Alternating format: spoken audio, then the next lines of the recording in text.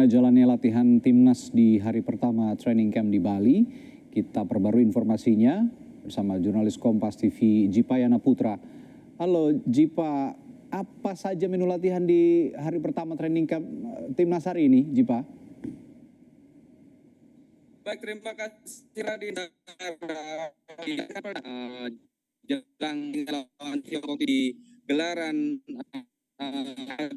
Piala Dunia Grup C Zona Asia, Patrick Kluivert di Bali dalam latihan dan tim fisik hingga dari para timnas sendiri. Bukannya tersendiri di klubnya mereka masing dan baru saat ini mulai tentunya untuk menumbuhkan rasa juang dari para pemain timnas ini, Radi.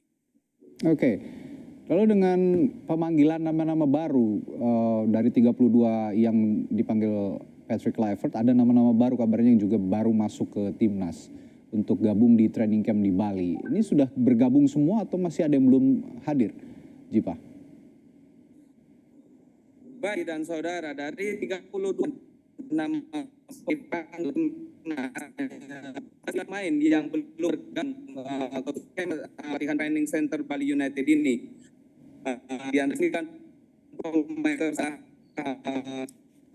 JXS, Kevin Dix, Vice Dong, Sandy Walsh, dan nantinya menurut informasi yang kami terima akan nanti. Oke, jadi di hari pertama ini sepertinya latihan santai, belum masuk ke taktik ya, tapi nama-nama baru maupun juga pemain-pemain abroad yang sudah dipanggil oleh Patrick Kluivert, pemain-pemain abroad ini sudah hadir di Bali untuk jalani training camp di hari pertama. Baik, Jipa Yana Putra melaporkan langsung dari Bali, terima kasih.